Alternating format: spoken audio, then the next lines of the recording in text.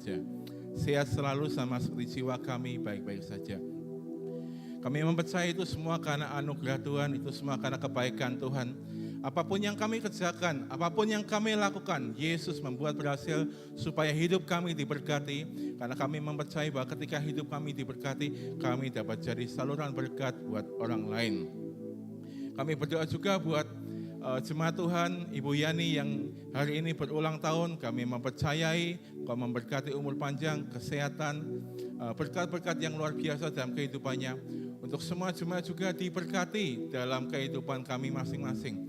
Saat ini kami mau mendengarkan firman Tuhan, kami percaya Yesus memberkati waktu dan tempat ini. Di dalam nama Tuhan Yesus Kristus, mari setiap kita yang percaya katakan amin. Silakan duduk jemaat Tuhan, mari kita beri kemuliaan buat Yesus, tepuk tangan yang keras buat Yesus.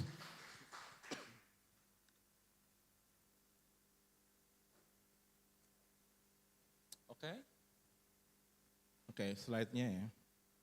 Ya, hari ini kita berbicara tentang sehat di dalam segala sesuatu. Yuk sama-sama katakan sehat di dalam segala sesuatu. Sekali lagi, 1, 2, 3. Sehat di dalam segala sesuatu. Nah, apa itu segala sesuatu Bapak Ibu? Tubuh fisik kita, jasmani kita, mental kita, dan apa? Kantongnya juga. Anda sehat kalau kantongnya tipis, bisa tuh pergi kemana-mana, tapi enggak ada uangnya ya sama aja bohong. Ya. Kenapa dalam segala sesuatu? Karena berkat Tuhan itu sempurna. Pengorbanan Tuhan itu sempurna. Kebaikannya Tuhan itu sempurna. Tuhan enggak cuma kasih sehat, tapi enggak kasih uang, terus Anda diam aja di rumah kayak gitu.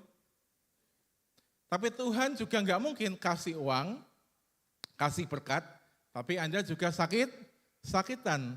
Makanya setiap kali kita bahas umur panjang, pasti ada orang yang ngomong gini, jemaat Tuhan, aku sih pengen umur panjang, tapi pengennya sih sehat, pengennya menjalani dalam keadaan yang seperti ini. Nah padahal, kalau kita tahu sebenarnya ya memang Tuhan itu memberikan kebaikan itu sempurna. Dia enggak cuma kita kasih berkat jasmani, tapi dia juga kasih berkat kita rohani, mental, prasangka, pemikiran yang baik, kantong, jadi berkat, saudaraku. Kita sehat, kita enggak sakitan. Karena percuma kalau kita panjang umur, kita sehat, tapi enggak ada Enggak ada Anda itu ngomong uang kok kayak Elvis sekali, kayak enggak butuh aja itu. Apa Uang, yang yakin dong, ya. Iya, bulan depan ada yang harus kita bayar lagi kan. Ya, kayak gitu. Jadi yakin uang kita diberkati, yes, amin. Kita jadi berkat, ya, amin juga. Ya, berkat Tuhan itu sempurna ya. Sehat di dalam segala sesuatu. Baik itu tubuh jasmani kita, mentalnya, orang gila itu kalau dilihat sehat. Tapi mentalnya apa? Enggak sehat, enggak jalan tuh. Enggak jalan. Jadi kalau Anda pernah jumpa ya orang yang gila, kamu ngomong sama dia, kamu sakit ya? Sehat. Karena yang enggak sehat itu apa? Mentalnya dia. Banyak orang yang, terutama tuh kejadian-kejadian di Semarang Bapak Ibu, mereka bisa kuliah, bisa ngekos bisa jajan bisa bayar segala sesuatu bisa, tapi kok punya niatan bunuh diri dan dia melakukan niatnya itu. Atau mungkin lebih besar lagi di kota metropolitan di Jakarta. Apakah mereka punya pekerjaan? Punya. Punya perusahaan? Punya. Tapi kok memutuskan untuk terjun, memutuskan untuk minum racun, memutuskan untuk bunuh diri. Kenapa? Karena mentalnya enggak sehat. Nah Yesus memberkati kita itu utuh. Ya, enggak cuman kita aja yang sehat fisiknya kita, bisa berdiri, bisa beraktivitas, tapi jiwanya itu juga sehat.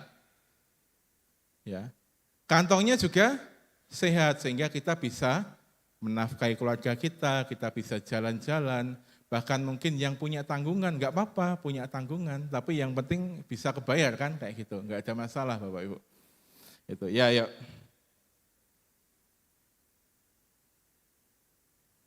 Oh, di depan belum muncul ya. Oke, 3 Yohanes 1 ayat yang bentar.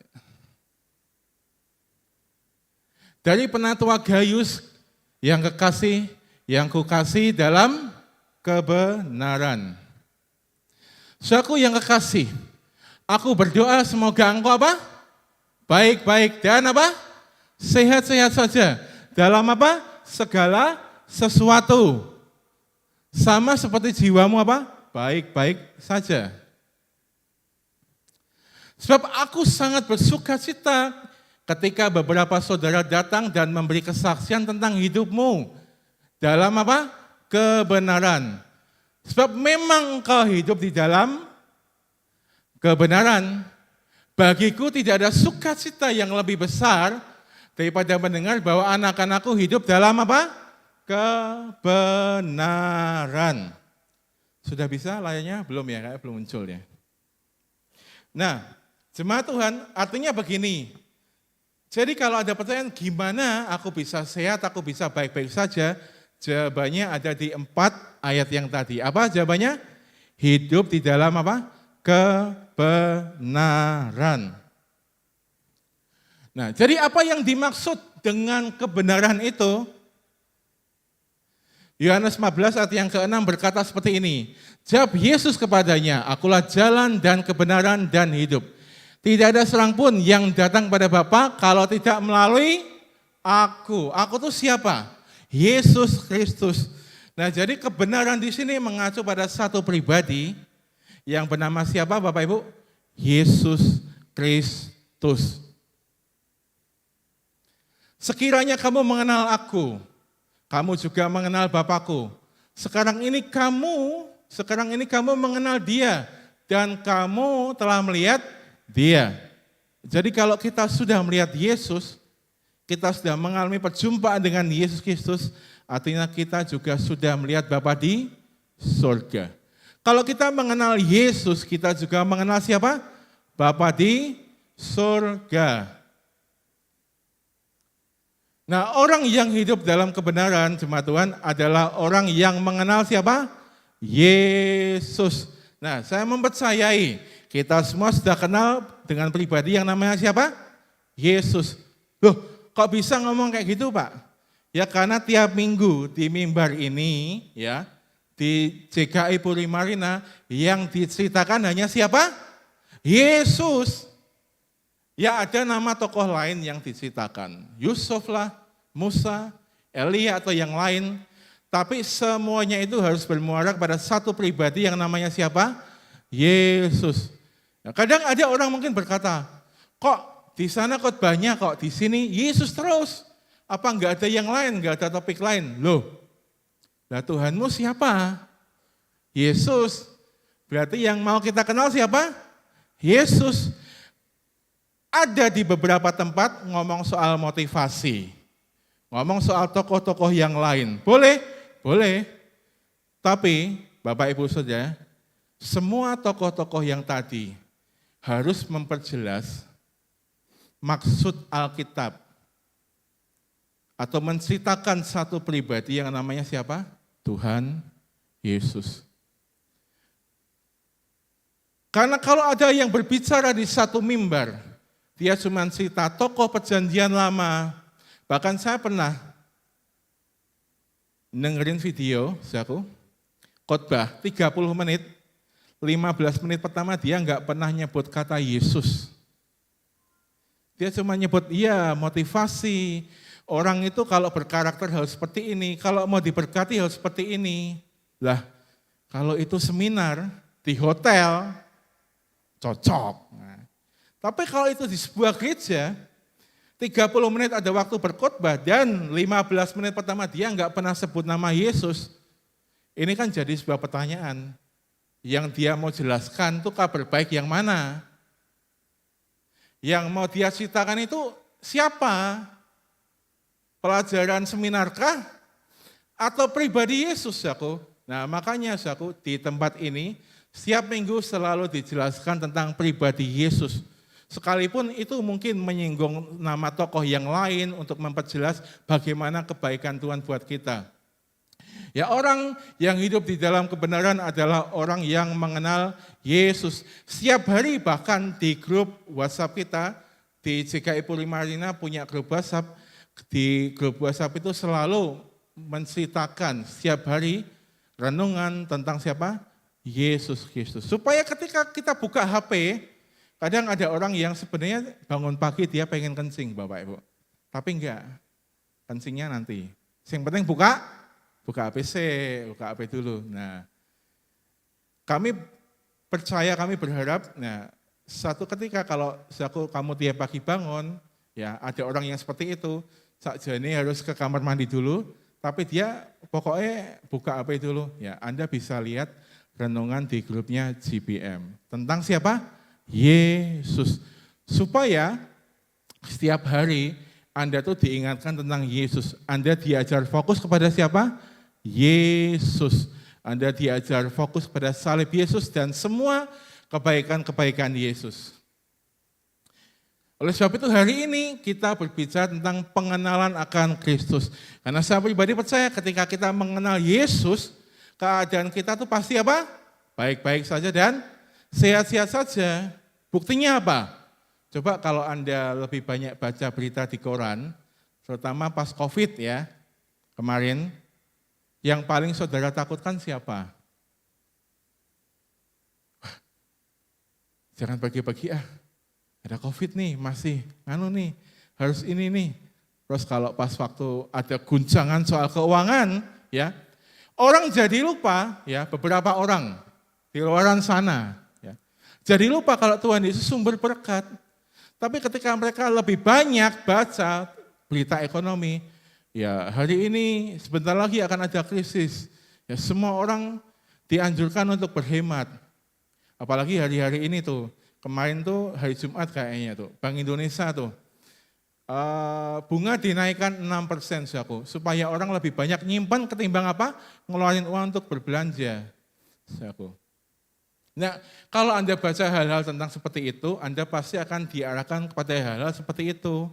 Tapi kalau Anda baca Alkitab, Anda baca firman Tuhan, Anda akan makin kenal Yesus. So, waktu ada banyak berita krisis, Anda akan jauh lebih dikuatkan bahwa Yesus sanggup memelihara kamu apapun yang terjadi. Berapapun banyak tanggunganmu, berapapun banyak kesalahan yang kamu buat, berapapun konsekuensi yang akan kamu jalani, selalu ada Yesus yang menolongmu, saudaraku. Filipi 3 ayat yang ke-8. Malah segala sesuatu kuanggap rugi karena pengenalan akan Kristus Yesus.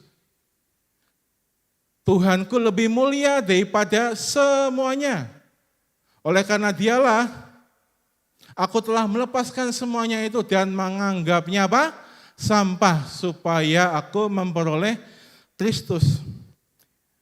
Sebelum Paulus mengalami perjumpaan pribadi dengan Yesus, dia sekolah canggih.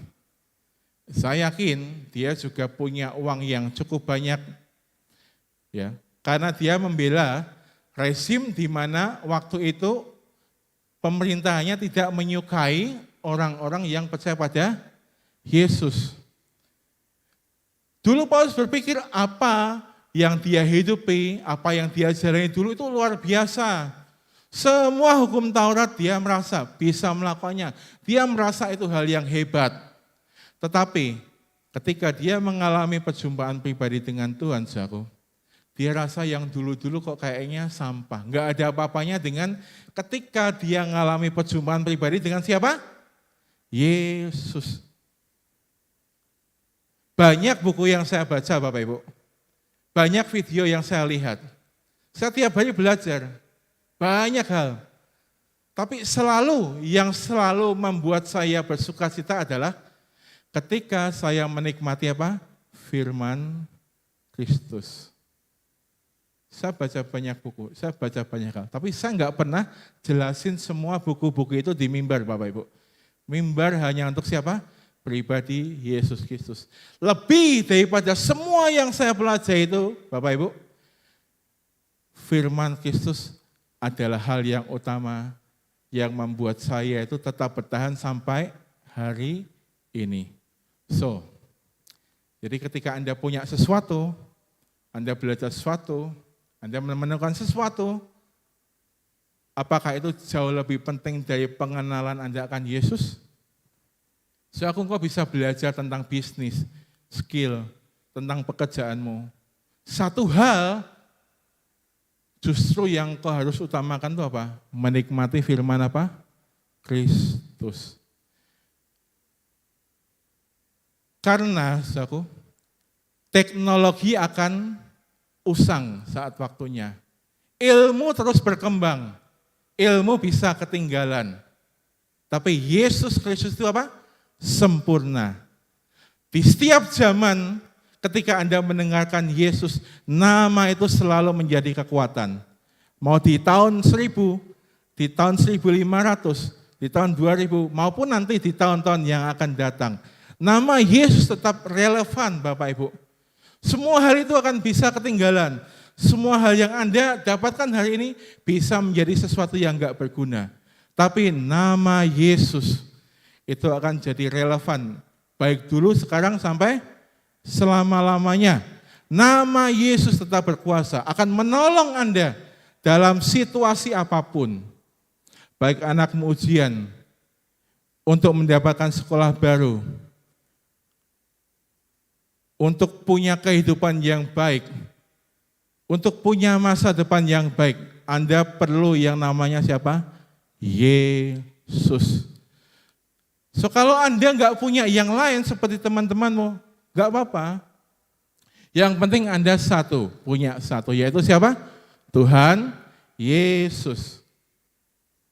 Nah, pertanyaan, menurut Bapak Ibu Saudara, apakah Paulus mempunyai hipertensi? Ya, ini mulai ngomong soal kesehatan nih. Setelah dia mengalami pengenalan akan Yesus, nah loh, menurut kamu, Paulus itu darah tinggi enggak setelah dia kenal Yesus? Ada yang bisa kasih jawaban? Jawabannya adalah apa? Tidak. Dasar ayatnya ada, Pak? Ada. Sebelum Paulus kenal Yesus, Alkitab ngomong dia itu orangnya emosian. Tiap hari hatinya berkobar-kobar untuk apa? Menganiaya orang Kristen.